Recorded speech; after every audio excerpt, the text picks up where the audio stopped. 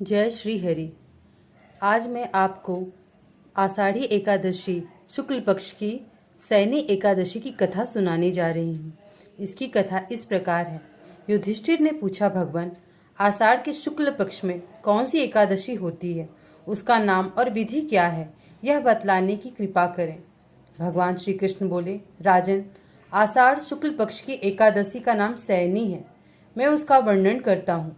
वह महान पुण्यमयी, स्वर्ग और मोक्ष प्रदान करने वाली, सब पापों को हरने वाली तथा उत्तम व्रत है।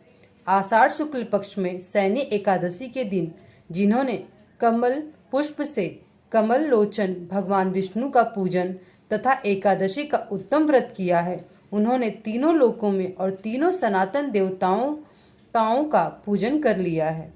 हरिशयनी एकादशी के दिन मेरा एक स्वरूप राजा बलि के यहाँ रहता है और दूसरा क्षीर सागर में शेषनाग की सैया पर तब तक शयन करता है जब तक आगामी कार्तिक की एकादशी नहीं आ जाती। अतः आषाढ़ शुक्ल पक्ष की एकादशी से लेकर कार्तिक शुक्ल पक्ष एकादशी तक मनुष्य को भलीभांति धर्म का आचरण करना चाहिए। जो मनुष्य इस व्रत का अनुष्ठान करता है वह परम गति को प्राप्त होता है। इस कारण यत्न पूर्व इस एकादशी का व्रत करना चाहिए।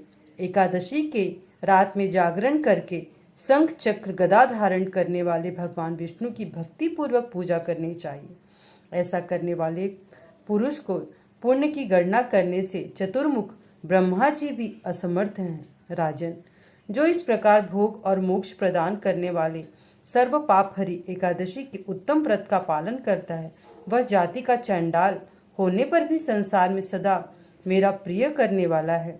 जो मनुष्य दीपदान, पलाश के पत्ते पर भोजन और व्रत करते हुए चौमास व्यतीत करते हैं, वे मेरे प्रिय हैं। चौमासे में भगवान विष्णु सोए रहते हैं, इसलिए मनुष्य को भूमि पर शयन करना चाहिए।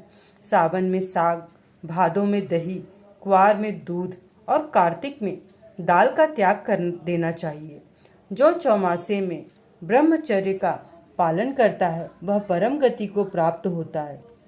राजन, एकादशी व्रत से ही मनुष्य सब पापों से मुक्त हो जाता है, अतः सदा इसका व्रत करना चाहिए, कभी भूलना नहीं चाहिए। शयनी और बोधनी के बीच में जो कृष्ण पक्ष की एकादशी होती है, गृहस्थ के लिए वे ही व्रत रखने योग्य हैं। अन्य मासों की कृष्ण पक्षीय एकादशी गृहस्थ के रखने योग्य नहीं होती। शुक्ल पक्ष की सभी एकादशी करनी चाहिए। जय जय श्री हरि।